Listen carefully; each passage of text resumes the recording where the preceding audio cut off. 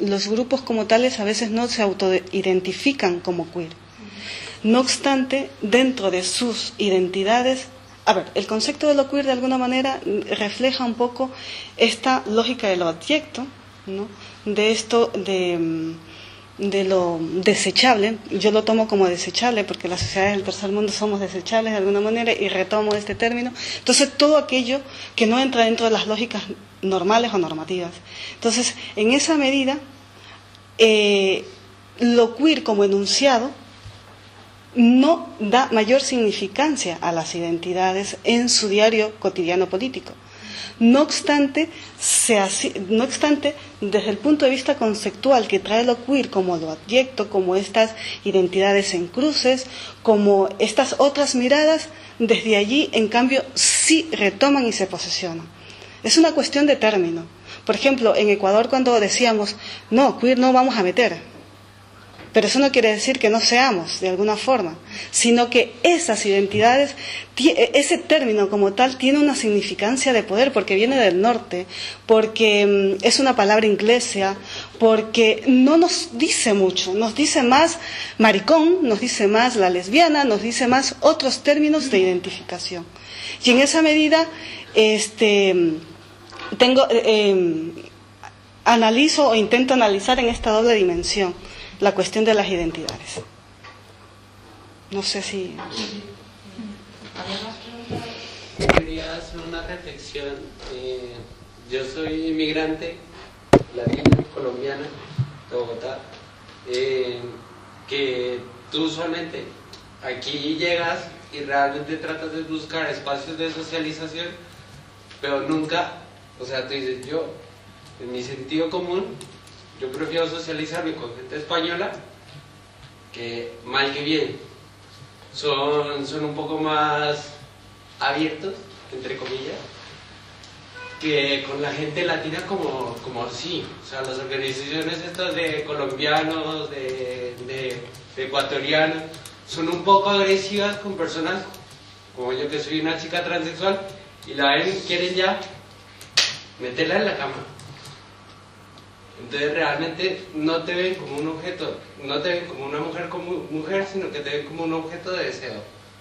Y eso realmente yo quiero poner esa reflexión de que muchas de las chicas que inmigramos, y muchas de las chicas transexuales que inmigran aquí, es porque allá no podían desarrollarse, y aquí te encuentras con un mundo color rosa, color negro, color de todo, que te das cuenta que aquí sí puedes desarrollar, aunque te cuesta mucho, y relacionarse con los demás te cuesta un montón cuando eres inmigrante, pero solamente traer esa reflexión.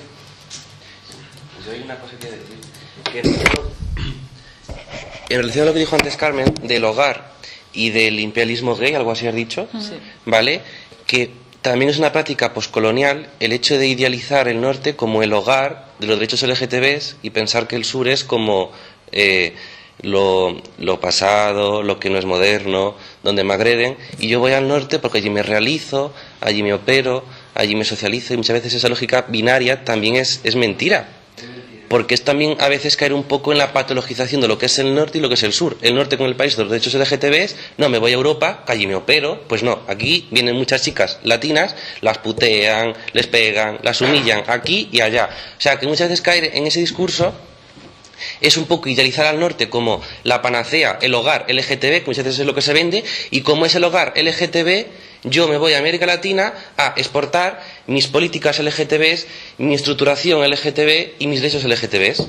Yo me voy a Brasil, como yo soy el norte y allí somos la avanzadilla, el movimiento LGTB, pues me voy allí y yo os voy a educar. Y muchas veces en esa política de la poscolonización se cae en eso, en que es tan poscolonial el definir una práctica aberrante como queer cuando no quieren utilizar ese término porque es un término inglés y no les incumbe, como realmente el decir, no, es que el norte se está mejor porque a mí no me agreden. ¿Quieres decir colonial o quieres decir poscolonial? Yo quiero decir poscolonial. Bueno. Pero igual también te sientes sola. Aquí, sí, claro, al final te sientes sola aquí. Igual te sientes sola, por más que tengas muchas amistades, conozcas un mogollón de gente, conozcas todo el ambiente, claro.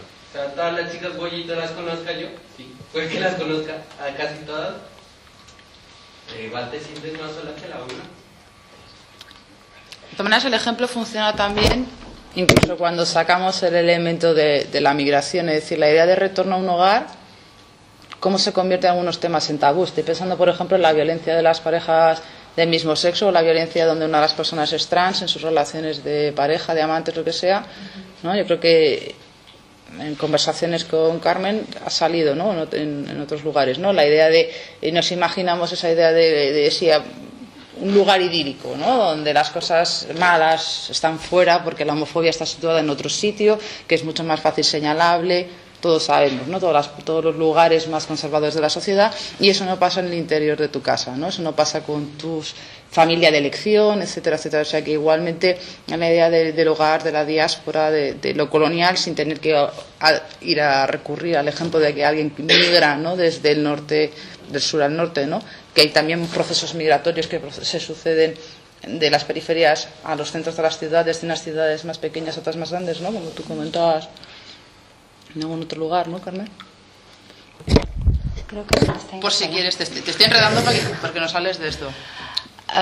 Bueno, yo es que creo que más o menos sí que lo he mencionado antes, creo, ¿no?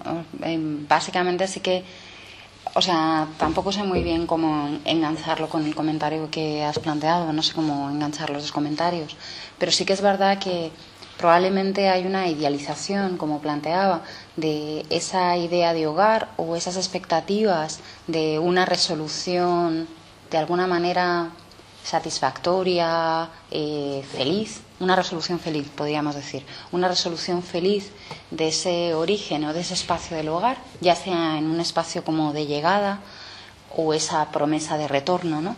Pero sí que es verdad que incluso, ojo, también hay que tener cuidado con esto, ¿no? Porque sí que yo planteaba, vale, podríamos hablar de diásporas queer, cuestionando los mismos términos de diáspora por un lado y de queer por otro, porque vemos que no nos encajan muy bien, y podemos hablar de esas micromigraciones que se están produciendo o sea, dentro de las propias ciudades o un poco más amplias dentro de los estados, como decía Lucas, de unas ciudades más pequeñas a otras más grandes, del ámbito rural al ámbito urbano, pero también a nivel transnacional. Y sí que es verdad que hay una cierta promesa o un cierto deseo de ese hogar como promesa, pero que nunca resulta en realidad bastante fallido en gran medida, ¿no? Porque todas esas ilusiones que proyectas en torno a un sentido de comunidad, que sí que se puede producir, pero ese sentido de comunidad no deja de estar atravesado de, pues eso, ¿no?, de todos los problemas del racismo, al que apuntaba precisamente Leticia, por ejemplo, o podemos hablar de cuestiones como el clasismo, el sexismo, etcétera, etcétera, que están de alguna manera jerarquizando y reproduciendo esas jerarquías al interior de las comunidades LGTB, vamos. Y cualquiera de nosotros y nosotras, yo creo que fácilmente podemos identificar cómo hablar de la comunidad LGTB como una especie de espacio idílico, armónico y solidario, pues no se corresponde, pues yo creo que para nada con la experiencia cotidiana, ¿no es cierto? Entonces, en ese sentido sí que es verdad que también yo creo que es útil hablar en esos términos y es útil pensar en el hogar siempre y cuando que descabalguemos ese hogar de ese pedestal en el que tradicionalmente lo situamos como un espacio libre de conflictos, ¿no?, como un espacio idílico. Y yo creo que sí que podemos hablar de espacios de hogar o de familias de elección, como hablaba Lucas, ¿no? Pero probablemente eso de las familias bienavenidas yo no lo he conocido mucho, ¿no? O sea, a ver las haylas, pero como las meigas, ¿no? Pero entonces no sé si era más por ahí, o menos en la línea. que es fácil para la gente que estamos aquí sentada deslocalizar los problemas como cuestiones de norte-sur, como cuestiones de ese otro racializado, migrado, etcétera, etcétera, cuando es exactamente la misma cuestión que vivimos todos: el capitalismo, el sexismo, esa falsa sororidad LGTB. Pero ojo, también hay que tener en cuenta, quiero decir, podemos decir, y por eso me parece interesante ese juego, ¿no? Vamos a hablar de colectividades, y en ese sentido de hablar de colectividades sí que podemos encontrar vínculos e identificaciones, ¿no?, en un sentido amplio. Ahora bien, Eso no quiere decir que en determinados momentos, de la misma manera que Ángel hablaba como cuando existían los conflictos entre las chicas que ejercían la prostitución en la zona, de repente, si eras brasileña o colombiana, tomaba peso. En los conflictos que van a surgir se apela a elementos pues como la raza, como la pertenencia a la ciudadanía, etcétera, etcétera, como elementos precisamente para generar esas clasificaciones y esas jerarquizaciones y estabilizar la clase, ¿no? Y esto es algo evidente. Ahora bien, plantear que todas las diferencias son idénticas o que ocupamos las mismas posiciones es un error, porque eso implica banalizar o invisibilizar cómo están producidas las diferencias y cómo determinadas posiciones tienen una mayor vulnerabilidad, si queremos, que otras. Y eso nos haría un flaco favor, ¿no? Ojo, cuando hablo de vulnerabilidades tampoco estoy planteando en términos de un mero ejercicio de victimización, porque entonces tampoco nos interesaría como recurso teórico. Pero creo que, y aquí pues yo creo que hay toda una tradición política que viene desde el feminismo y que últimamente ha recopilado Butler, pero que no es suya, en realidad viene de mucho antes, donde precisamente lo que se reclama es ese espacio de vulnerabilidad, esa sensación y esa pertenencia compartida de la vulnerabilidad como un espacio sobre el cual construir alianzas políticas. Entonces, el espacio de la vulnerabilidad se convierte en el espacio desde donde articular una agencia política. Y la resistencia. Y la resistencia. Y en ese sentido, yo creo que sí que es romper con esa lógica de victimización, no simplificar las posiciones de tal forma que reconozcamos que no todos estamos en el mismo lugar y hay lugares de privilegio en los que estamos asentados en determinadas ocasiones, en otras puede que no. Y que eso es algo de lo que tenemos que partir y de lo que tenemos que ser responsables, ¿no?